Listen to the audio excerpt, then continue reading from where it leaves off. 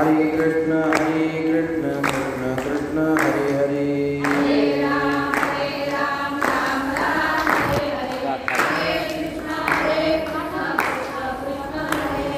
हरे राम राम राम हरे हरे, हरे कृष्ण कृष्ण कृष्ण हरे हरे, हरे राम राम राम हरे हरे, हरे कृष्ण कृष्ण कृष्ण हरे हरे, हरे राम राम राम हरे हरे, हरे कृष्ण कृष्ण कृष्ण हरे हरे, हरे राम राम हरे हरे, हरे कृष्ण कृष्ण कृष्ण हरे हरे, हरे राम राम हरे हरे, हरे कृष्ण कृष्ण कृष्ण हरे हरे, हरे राम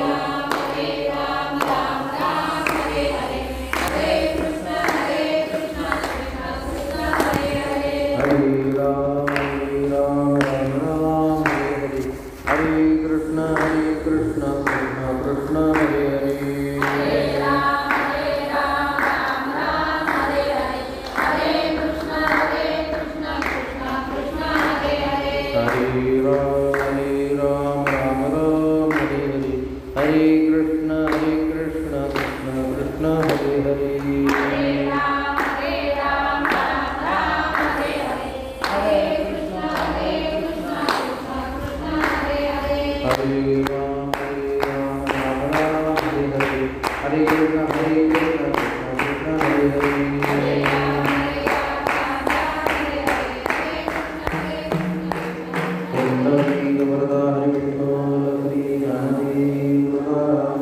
अखंडानंदरूपाय सविज्ञानप्रदायिने भवद्भान्तिलेशाय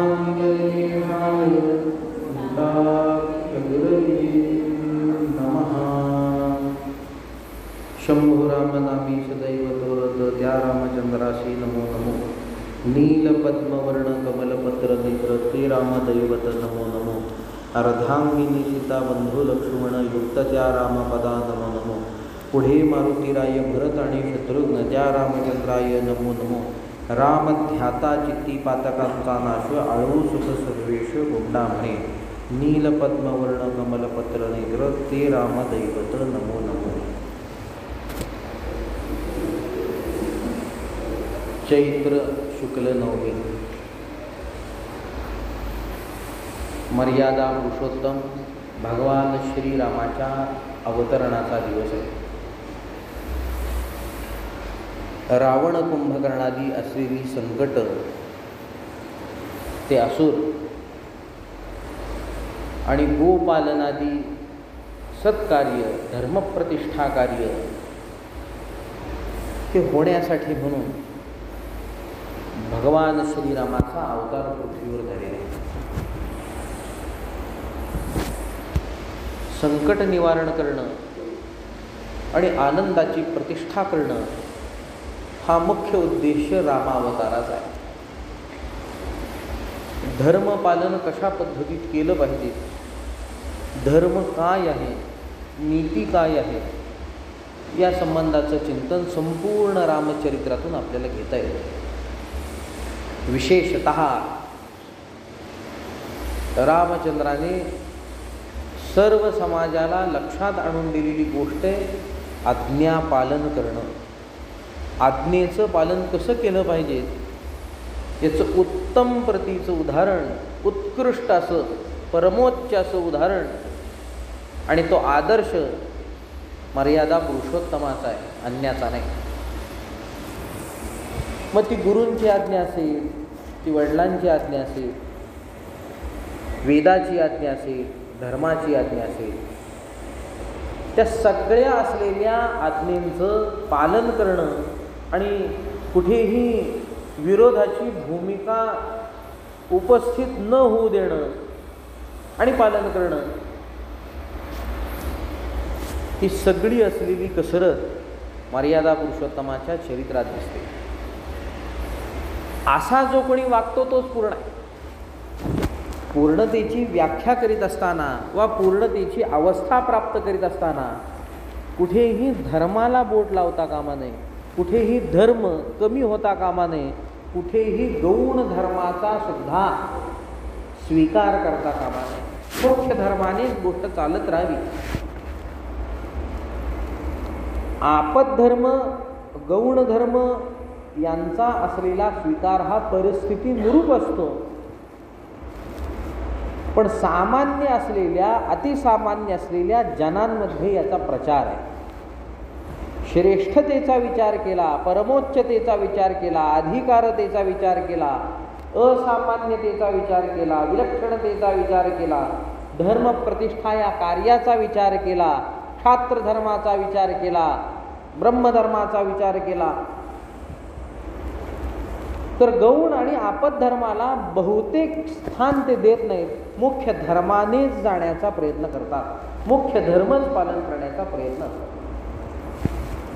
त्याच्या असलेल्या वर्णाप्रमाणे, त्याच्या असलेल्या जातीप्रमाणे, त्याच्या असलेल्या कुलाप्रमाणे, त्याच्या असलेल्या स्वभावाप्रमाणे शास्त्राने, धर्माने, वेदाने, स्मृती ग्रंथाने ठरवून दिलेला जो नियम आहे, मथित केलेला जो नियम आहे, त्याचं मुख्य रूपाने पालन करणं ही गोष्ट धर्माला अपेक्षित आहे. हा विवेक आहे. मर्यादा पुरुषोत्तम भगवान श्रीरामाचं चरित्र हे ते दाखवून देते. ही पूर्णता आणि मुख्य धर्म पालनता ही कशी आहे. सूत्र लक्षात घ्या. ईश्वराची मायेला आज्ञा आहे आणि माया सर्व कार्य करते. मग ती कोणत्याही प्रकारचं कार्य असो, ती कार्य करते. सगळ्या असलेल्या या सृष्टीचा जर विचार केला तर आज्ञांकित होऊनच सृष्टीची उत्पत्ती झाली आहे, ही गोष्ट लक्षात येते. त्यामुळे समस्त असलेल्या धर्मांचं चिंतन केलं असता अनुस्यूत असलेला एक धर्म सापडतो, तो म्हणजे आज्ञा हा धर्म सापडतो. ब्राह्मणासुद्धा आज्ञा वेदाची, क्षत्रियासुद्धा आज्ञा वेदाची, वैश्यासुद्धा आज्ञा वेदाची, शूद्रासुद्धा आज्ञा वेदाची, वर्णबाह्यासुद्धा आज्ञा वेदाची. अहिंसा, तप, शम, दम याच्याने राहिलं पाहिजे. सत्य, दान याच्याने त्यांनी राहावं. हे समजताना असलेली वेदाची आज्ञा आहे.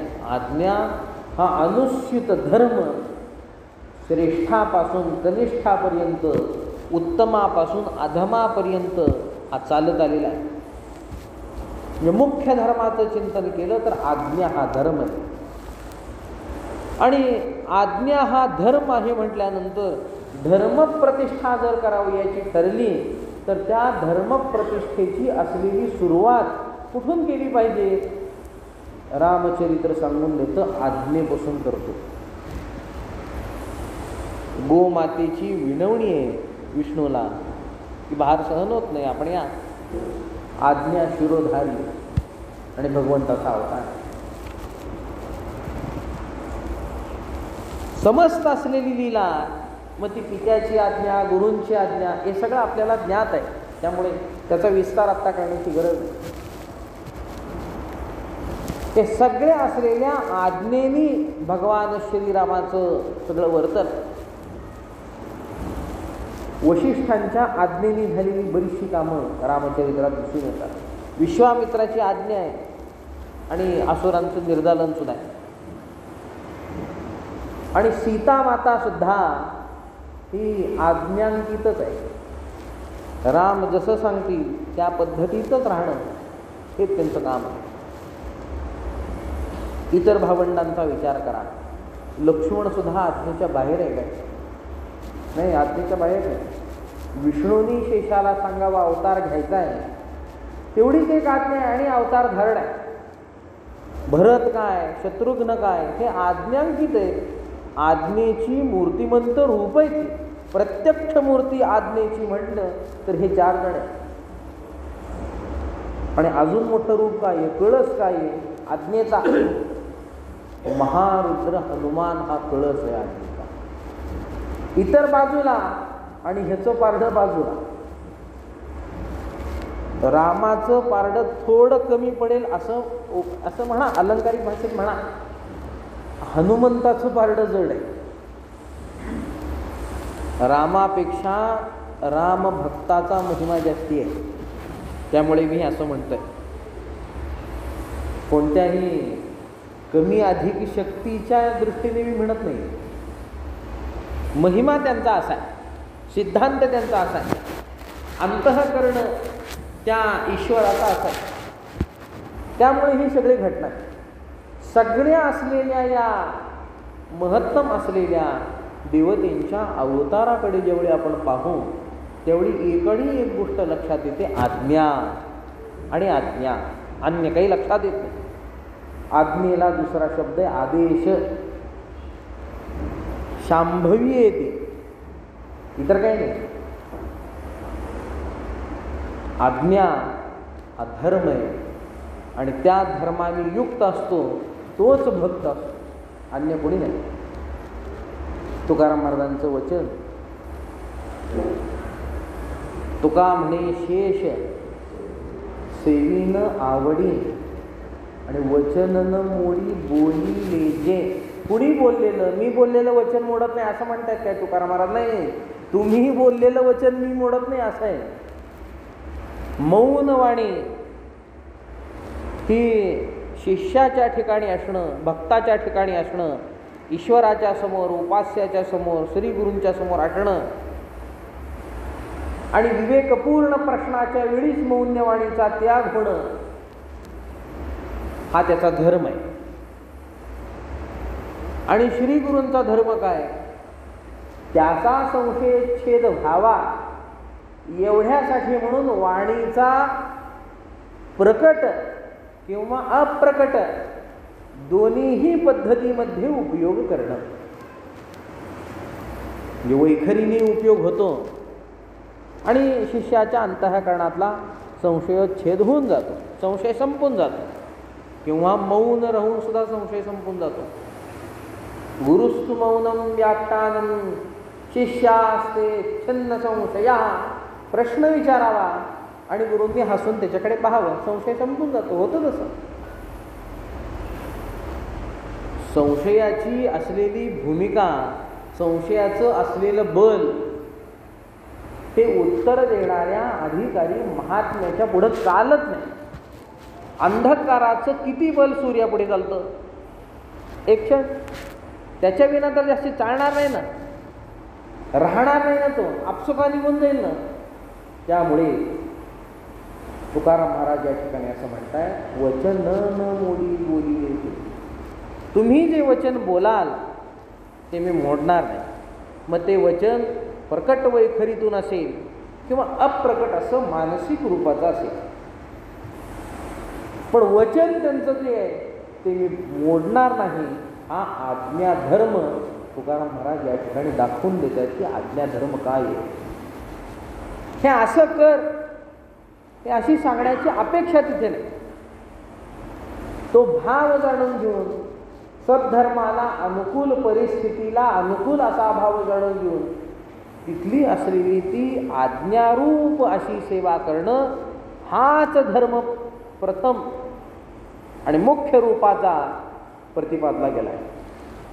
हा मुख्य धर्म आहे. या अशा असलेल्या धर्माची प्रतिष्ठा होणं ही कालाची गरज आहे. आणि ती कालाची गरज आणि ती धर्म प्रतिष्ठा करण्यासाठी मर्यादा पुरुषोत्तमाचा अवतार आहे. रामनवमी आहे. मध्यान्नाला भगवान श्रीरामाचा अवतार होतो. चारीही असलेली भावंड ही नवमी आणि दशमीच्याच योगावर प्रगट झाली. रामनवमीला माध्यान्नी रामरायाचा अवतार आहे. दशमीच्या पहाटे भरताचा अवतार आहे आणि दशमीच्या दुपारी म्हणजे माध्यान्नीच लक्ष्मण आणि शत्रुघ्न या यमलांचा म्हणजे जुळ्यांचा अवतार. इतर नवमी आणि दशमी हा तो काही दिवस आहे. एक क्षणाने जरी नंतर जन्माला आलेला असला तरी मोठा आणि कनिष्ठ भाव निर्माण होतो. यमलांचा नियम वेगळा आहे, तो इथे आत्ता लागू करायचा नाही. यमल म्हणजे जुळे जन्माला येत असताना जो नंतर जन्माला येतो तो मोठा समजला जातो आणि जो पहिल्यांदा येतो तो कनिष्ठ होतो, लहान भाऊ होतो. जुळेत ना ते. हा नियम कसा काय काढला? तर जो नंतर जन्माला येतो त्याचं बीजारोपण, त्याचं आगमन आईच्या गर्भामध्ये पहिल्यांदा झालेलं आहे, म्हणून तो नंतर आला. वैद्यकीय शास्त्रदृष्ट्या, धर्मशास्त्रदृष्ट्या, इतिहासाने ती गोष्ट सिद्ध होती. मग पहिल्यांदा जो आला तो मोठा का नंतर आला तो मोठा? पहिल्यांदा आला तो मोठा. नाही, एक असल्यानंतर कळत नाही, कशाला विचार करायचा? एक असल्यानंतर तोच येणार आहे, तोच जन्मणार आहे. 1-2 दिवसाचा फरक आहे म्हटल्यानंतर जो आधी आला तोच मोठा. लक्ष्मण मोठा आहे आणि शत्रुघ्न लहान आहे. आणि या नियमाप्रमाणे असं लक्षात येतं की ते आधी येतं आणि हे नंतर आहे. ही सगळी असलेली जोडी, ही सगळी असलेली भावंड ही या कार्यासाठी अवताराला आली. विष्णूच 4 अंशामध्ये प्रकट झाली आहे असं वाल्मिकी रामायण, रामचरित्र मानस हे सांगतंय. 4 अंशामध्ये भगवान विष्णूच प्रकट झाले, अन्य कोणी नाही. त्या रामाच्या अवताराचा आजचा दिवस सेवेला म्हणून पुंडासिद्ध चरित्र गाथेतील 439वा हा अभंग घेतलेला आहे. अभंगाची पार्श्वभूमी अशी आहे. श्रीधर स्वामी म्हणून एक साधू होते कंदकुर्तीचे, आणि ते रामाचे उपासक होते. रामाचे उपासक असलेल्या त्या श्रीधर स्वामींकडे एक ब्राह्मण आला आणि त्या ब्राह्मणाने श्रीधर स्वामींना विचारले की वैराग्य कसं असतं, भक्ती कशी असते, ज्ञानमूर्ती काय आहे, ज्ञान काय आहे, असा प्रश्न विचारला. आणि श्रीधर स्वामी म्हणतायत की हे सांगून कळणार नाही. वैराग्य सांगून कळलं असतं तर आजपर्यंत सगळं जग वैराग्यवान झालं असतं. भक्ती सांगून कळली असती तर गल्लोगल्ली जसे इंजिनियर आणि डॉक्टर दिसत आहेत तसे भक्त दिसले असते. पण तसं होत नाही. साखरेची गोडी सांगून कळली असती, कारखानेच निर्माण झाले नसते ना. चाखूनच कळते, बघूनच कळते, अनुभवाला घेतल्याशिवाय प्रकटच होत नाही. असली तरी श्रीधर स्वामींच्या मनात ते प्रश्न विचारलाय. खरे साधू आहेत, मग सांगण्यावर विश्वास नाही, अनुभव देण्यावर विश्वास आहे. सत्य असलेल्या साधूची ही रीती आहे. त्यांनी सांगितलं की असं नको, गुंडा महाराज रामपूरला राहतात, तिथे जा आणि त्यांना प्रश्न कर, ते सांगतील तुला काय सांगायचे. तो ब्राह्मण तिथे आला आणि महाराजांचं सगळं स्वरूप बघितलं, काय काय त्यांचं नित्य चालतं. त्या सगळ्याचं वर्णन या अभंगाच्या मागे पुढे. महाराजांना स्मरण होतंय, गुंडा महाराजांना या प्रसंगामध्ये श्रीधर स्वामी प्रेषित ब्राह्मण बघून ते स्मरण होते की आपण या श्रीधर स्वामींकडे गेलो होतो आणि तिथे आपल्याला रामाचं दर्शन झालं होतं. तो राम कसा आहे, त्या रामाचं स्वरूप काय ते महाराज आठवत आहेत आणि त्या रामाला पाहतायत आणि त्या स्वरूपाचं वर्णन या अभंगात आहे. तो राम कसा, विरक्ती काय, भक्ती काय, ज्ञान काय हे त्या ब्राह्मणाला कळायचं होतं. ते कळलं, सगळं झालं. जसं कळायचं होतं तसं कळलं असा त्याचा अर्थ आहे. महाराजांपाशी कळलं असं नाही आहे आणि श्रीधर स्वामीपाशी जाऊन कळलं असंही नाही आहे. कळायचं त्यावेळी त्याला कळलंय, कारण का होऊन गेलेला काळ आहे. दृढता त्याची ज्यावेळी निर्माण व्हायची त्यावेळी ती निर्माण होईल. बघितलं ना त्यांनी, प्रत्यक्ष अनुभवलं ना त्यांनी, एका महात्म्याची प्रशस्तीपत्र दिलं ना, दाखवून दिलं ना, हे असं आहे म्हणून. हेची ती विरक्ती, हेची ती भक्ती, हेची ज्ञानमूर्ती प्रत्यक्ष नयनी, प्रत्यक्ष आहे. वाचेतला विषय प्रत्यक्ष होईलच असं काही नाही. कारण का दूर असलेला विषय जर अवगत करावयाचा ठरला तर वाचेने अवगत होतो, पण परोक्ष रूपाने अवगत होतो. त्याचा बोध परोक्ष रूपाने होतो. पुण्यामध्ये आमचे काका राहतात. कोण काका? कसे दिसतात माहीत नाही. हे आमचे काका पुढंच आहे. शब्दाने तेही काम केले. सन्निध असलेल्या वस्तूच्या संबंधाने अपरोक्ष ज्ञानाची भूमिका शब्द बजावतो. मग शब्दच आहे, उच्चारच आहे. मग प्रत्यक्ष नयनी म्हणजे सन्निध जा. वैराग्याला लांबून बघू नकोस, जवळ जा. धगधगीत ज्वाळ अग्नी जायचा, मग तिथे जाऊन बघ ते कसं आहे, ते अनुभव घे. नुसती ऊब काय घेतोस? वैराग्याची ऊब काही कामाची नाही. फार फार तर प्रापंचिक आसक्ती थोडीफार कमी होते. चटका बसला की मग सगळी कमी होते. वैराग्य म्हणजे असं साधं सुद्धा नाही. महात्म्याला सुद्धा तापावं लागतं आणि तापवणारं वैराग्य असतं. सोन्याला शुद्ध करणारं अग्नी जसा आहे तसं हे वैराग्य आहे. लांबून काय पाहायचंय? लांबून पाहून काही उपयोग नाही. प्रत्यक्ष जाऊन पहा. श्रीधर स्वामींना शब्द विचारलाय, श्रीधर स्वामी शब्दच देतात, पण म्हणतात लांबून नको, जवळून बघ कसं आहे ते.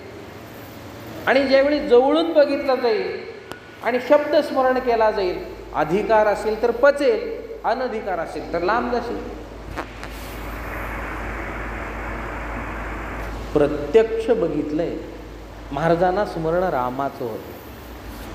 आज्ञामूर्तीचं स्मरण महाराजांना होते की तो राम होतो कसा, राम काय, की ज्या रामाचं दर्शन रामनवमीच्या दिवशीच महाराजांना झालं होतं. रामनवमीचा उत्सव महाराजांनी केला होता, करत होते महाराज रामनवमी. रामनवमीचा दिवस आला, भजन करीत होते. खूप मंडळी होती. अन्नसंतर्पणादी सगळ्या क्रिया चालू आहेत. आणि माध्यान्नाची वेळ आली. राम जन्म झाला आणि महाराजांच्या समोर राम पंचायतन उभारलं.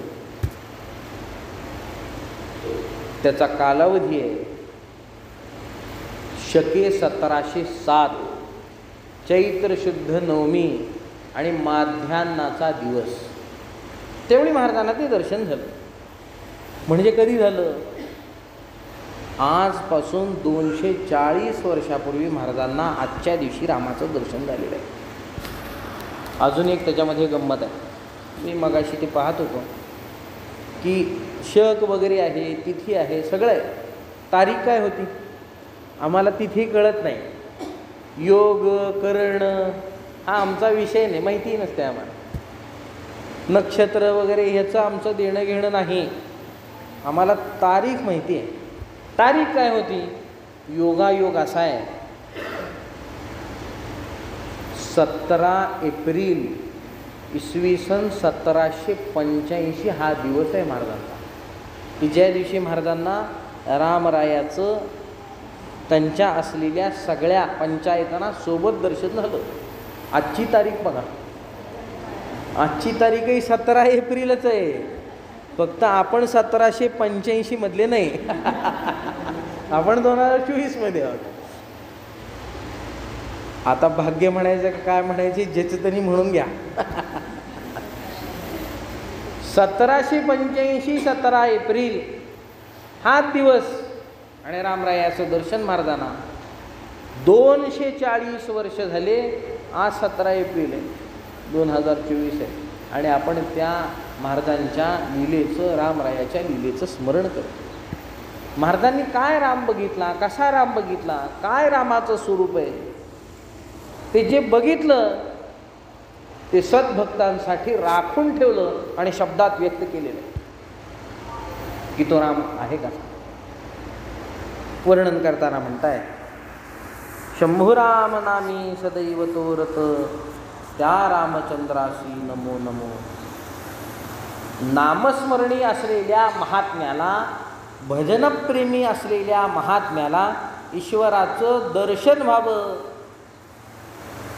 रामरायासारख्या पुरुषोत्तमाचं अवताराचं दर्शन व्हावं आणि त्याला भजन कुठेच दिसू नये असं होणार नाही. गडबड आहे काहीतरी असं म्हणावं लागेल. दर्शन काय आहे रामाचं? राम उभारले, ते धनुष्य वगैरे सगळं ते राहणारच, ते आहेच आहे. मुख्य काय दिसतंय महाराजांना? शंभुराम नामी सदैव तो रत. महादेवाच्या नामस्मरणामध्ये रत राहणारा रामचंद्र मला दिसतोय, नामस्मरणी रामचंद्र मला दिसतोय, भजनी रामचंद्र मला दिसतोय. स्मरण रामचंद्राचं, दर्शन रामचंद्राचं महाराजांना असं होतंय की जो नामी आहे, नामनिष्ठ आहे, भजननिष्ठ आहे आणि भजन मूर्तिमंत आहे, अन्य दर्शन नाही. त्या रामचंद्राशी नमो नमो. त्या रामचंद्राला आम्ही नमस्कार करतो. नील पद्मवर्ण स्वरूप सांगतायत. काया कशी दिसते? कमलपत्र नेत्र, डोळे सुद्धा त्याचे कमलाप्रमाणे आहे, कमलपत्राक्ष आहे तो, म्हणजे सुंदर असे त्याचे डोळे आहेत.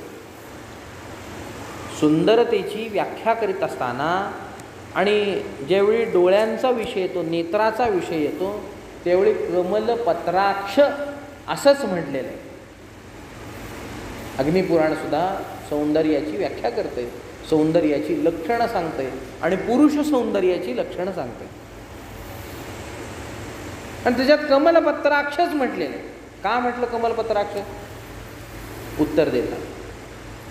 कमलपत्राक्ष म्हणण्यामध्ये कमलाचं स्मरण आहे का नाही? कमळाचं स्मरण होतं का होत नाही? होतं. कमळ कसं आहे? कुठे का असे ना, कशात का असना, त्याचा स्पर्श करून घेत नाही. शुद्ध आहे त्याचा स्पर्श, अशुद्धतेचा स्पर्श नाही. आणि नेत्र हे विषयांच्या जवळ न जाता विषय ग्रहण करणारे आहेत. आणि त्यांना जर अशी भूमिका दिली तर जो खरा शुद्ध आहे त्याचंच ग्रहण होईल, जो खरा धर्म आहे त्याचंच ग्रहण होईल, जे खरंच चांगलं आहे त्याचंच ग्रहण होईल. अशुद्धतेकडे बघणारे. अजामिळाचं उदाहरण असंच आहे ना, भागवतामध्ये आपण श्रवण केले. त्यांनी बघितलं जे बघू नये ते, आणि पाप पुरुष निर्माण झाला अंतःकरणात. बघू नये ते बघितल्यामुळे असं आहे. मग डोळ्यांनी बघू नये ते बघूच नये याच्यासाठी काय केलं पाहिजे? काय असलं पाहिजे? तर कमलाची भूमिका त्याच्या ठिकाणी असावी. हा एक मुख्य भाग त्याच्यातला आहे. म्हणून स्वरूप चिंतन करत असताना, सौंदर्याचं चिंतन करीत असताना नुसत्या दिसण्यावरूनचा विचार केलेला नाही. महिना 2 महिने आंघोळ न केलेला पांढरा शुभ्र गोरापान असलेला व्यक्तीसुद्धा दुर्गंधी टाकत हिंडतो. गोरापान आहे म्हणून काय तो सुंदर आहे असं म्हणता येईल का? नाही. कुठेच त्याच्या पिंपल्स नाहीत म्हणजे तो सुंदर आहे असं म्हणता येईल का? नाही.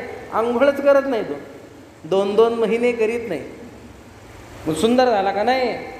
दिसण्यावरून नाही, मुख्य गोष्टीवरून चिंतन करा. तो धर्म तिथे प्रगट झाला पाहिजे. कमलपत्राक्ष भगवान आहे म्हणजे केवळ भक्त ग्रहण करतो, भक्ताचं दर्शन करतो, भक्ताकडे पाहतो, अधिकाऱ्याकडे पाहतो. भक्त म्हणताना केवळ भक्तिमार्गी असाच चिंतन होईल, थोडासा भाग कमी होईल. ज्ञान मार्गाने जाऊ कुठे? अधिकाऱ्याकडे तो पाहतो, त्याचंच तो ग्रहण करतो, इतर गोष्टीचं ग्रहण करतो. भगवान श्रीकृष्णाचं चरित्र सुद्धा ज्ञात आहे सर्वांना. त्या पूतनेचं चरित्र आहे पहा. बघितलं का त्याने? बघितलं नाही ना. अधर्माचं ग्रहण करू नये, अधर्माला पाहू नये. आणि बघायचंच ठरलं, कटाक्षात टाकायचा ठरला तर त्याच्या विनाशासाठी टाकावा. निरपेक्ष कटाक्षसुद्धा अधर्मात टाकू नये. सापेक्ष तर नाहीच नाही, पण निरपेक्षही टाकू नये, कारण का घात येते. मग टाकायचा ठरला तर कसा टाकावा? विनाशाच्या दृष्टीने टाकावा, अन्य टाकू नये. अन्य टाकला तर घात होईल, आणि असा टाकला शुभ शुभ शुभच होईल, अन्य काही होणार. भगवान कमलपत्र नेत्राप्रमाणे आहे, कमलपत्राक्ष आहे. ते राम दैवत नमो नमो. जो असा शुभग्राही आहे, अधिकारी भक्तग्राही आहे, असा जो देव आहे, व्यापकतेच्या दृष्टीने हा शब्द घ्या, त्याला आम्ही नमस्कार करतो. एकटा आहे का तो? प्रश्न आहे ना. एवढं सगळं आहे म्हणजे एकटा असला तरी काम भागतं का? असं होत नाही. एकटा नाही तो. मग तो कोणासोबत आहे? त्या गोष्टीचं चिंतन करतात. अर्धांगिनी सीता. हे म्हणे रामासोबत इतर 3 भावंड जन्माला आली. पहिल्यांदी सीता कशी काय आली? सीता पहिल्यांदी इथे आली किंवा हे पहिल्यांदी आले हे चिंतन नाही आहे. ती त्या रामासोबत साकेत लोकामध्ये सदैव वास करणारी अशी चित शक्ती आहे. राम आणि ही रामा आहे, हीच पहिल्यांदी आली पाहिजेत. अन्यांचं तिथे स्थान पहिल्यांदी निर्माण होणार नाही. रामरायानंतर पहिल्यांदी वर्णन येतं सीतेचं. अर्धांगिनी सीता. रामाचं अर्ध अंग ती आहे की काय असं वर्णन आहे, म्हणजे अभिन्न भाग आहे. बंधू लक्ष्मण, बंधू आहेत, भाऊ आहेत. आणि त्या लक्ष्मणाचं वर्णन सीतेच्या उपरांत येतं, कारण का हे सांगाती आहेत रामाची. प्रत्येक असलेल्या अवस्थेत निमूटपणे जाणारा हा सांगाती, हा बंधू आहे प्रत्येक अवस्थेत. मग ते राजवैभवाची अवस्था असो, वनवासाची अवस्था असो, युद्धाची अवस्था असो, दुःखाची अवस्था असो, सुखाची अवस्था असो, काही अवस्था असो, सोबती हा आहे. हा टाकून जाणार नाही. का टाकून जाणार नाही? वशिष्ठाने ज्यावेळी लक्ष्मणाला पाहिलं त्यावेळी त्यांचं वाक्य आहे की हा बलदंड आहे, हा बलवान आहे, हा मोठा दिसतोय, हा शुभ लक्षण आहे, म्हणून याचं नाव लक्ष्मण ठेवा. बल आहे ना तो. शक्तिवानाला टाकून दुसरीकडे राहते का? नियम आहे. जो बलवान असतो, पैलवान असतो, त्याची शक्ती घरात राहते आणि पैलवान कुस्तीला खेळायला जातो, असं होतं नाही. त्याच्यासोबतच असते, अभिन्न आहे. सीता अभिन्न आहे तर लक्ष्मणही अभिन्न आहे, त्यामुळे एका अधिकरणात आहे. युक्त त्या रामपदा नमो नमो. हे आशाने युक्त असलेलं जो रामराय आहे त्याला मी नमस्कार करतो असं म्हणतात. आता पुढं दिसतो बल आलं ना, मग महाबली दिसतो पुढे मारुतीराय. मग मारुतीराय दिसला पाहिजे पुढे. लक्ष्मण जरी असला तरी हाही बलवानच आहे, हा महाबली आहे. हनुमंत महाबली आणि रावणाची दाढी झाली. लक्ष्मण थेट शेवटीच गेले मारायला.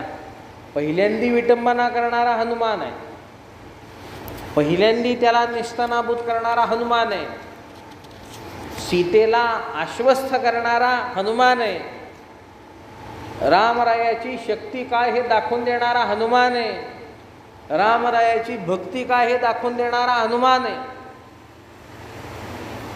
तो पुढ्यात आहे, पुढं बसून पाहतोय रामा. पुढे मारुतीराय, भरत आणि शत्रुघ्न. मारुतीच्या नंतर हे दोघं आहेत. हे स्वरूप आहे, हे पंचायतन आहे. काय दिसतंय मार्गाना? रामराय थांबलेले आहेत, सीतामाई थांबलेली आहे, लक्ष्मण थांबलेला आहे आणि पुढ्यामध्ये मारुतीराय आहे, भरत शत्रुघ्न, हे असे 6 जण पंचायतन रूपामध्ये दिसत आहेत. पंचायतन, त्या पंचायतनाचं दर्शन महाराज घेतात आणि म्हणतात त्या रामचंद्राय नमो नमो. त्या रामचंद्राला मी नमस्कार करतो की जो या पंचायतनाचा अधिष्ठाता आहे, मुख्य आहे. कशासाठी करतो, का म्हणून करतो? उत्तर देतात रामध्याता चित्ती पातकांचा नाश आळवू सुख सर्वेश गुंडा म्हणे. पातकांचा नाश होतो. कुठल्या पातकांचा नाश होतो? पातक संस्कार रूपाने चित्तातच राहतात, दुसरीकडे राहत नाही. मग काय करावं आम्ही? काय करतोय आम्ही? ध्यान करतोय. ध्याता, ध्यान करतोय. ध्यान प्रक्रिया आहे. कुठं ध्यान करतोय? बाहेर नाही, बाहेर नाही. ध्यान कुठे होतंय? ध्यान आत होतंय, चित्तात होते, अंतःकरणात होते. अंतःकरणात ती सगळी प्रतिबिंब आम्ही निर्माण करतो. अंतःकरणामध्ये जो बघितला तो आम्ही साठवून घेतो, त्याचा संस्कार आम्ही ठेवतोय. महाराज म्हणतात रामध्याता चित्ती पातकांचा नाश. पातकांचा नाश याच्याने होतो. आळवू सुख सर्वेश गुंडा म्हणे. आतल्या आत रामाला साठवलं आणि डोळे मिटून तसंच बसलेत आणि रामराय पुढे उभा राहील असं नाही आहे.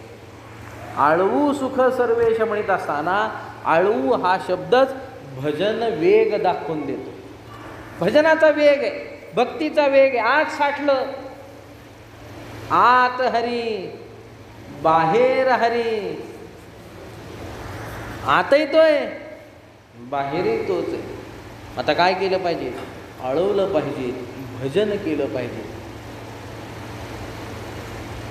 रामनवमीच्या या पवित्र पर्वावर श्रीमदाद्य सद्गुरू गुंडा महाराजांना रामरायाचं असं दर्शन झालं. त्यावेळेपासूनची ही प्रथा आहे. मठामध्ये 240-42 वर्षापासून हा उत्सव होतो. ही परंपरा रामनवमीची अशी आहे. त्याच्या मागे होत असेल त्याची कल्पना नाही. महाराजांपासून ती गोष्ट होते याची मात्र निश्चिती आहे. ती आजही होते. रामजन्म साजरा करणं, सुंठवडा वाटणं, प्रसाद वाटणं, ही गोष्ट विधीप्रमाणे नियमाप्रमाणे चालत आली. रामनवमीच्या निमित्ताने महाराजांची काही सेवा आणि रामरायाची काही सेवा करण्याचं प्रयोजन निर्माण झालं. महाराजांच्या आज्ञेप्रमाणे ती सेवा पूर्ण झाली. झालेली सेवा मायेबाबू विठ्ठलेशाच्या चरणी, सद्गुरू श्री गुंडा महाराजांच्या चरणी, रामरायाच्या चरणी समर्पित करतो आणि या ठिकाणी थांबतो. पुंडलिक वरदार विठ्ठल विठ्ठल विठ्ठल. पुंडलिक वरदार विठ्ठल.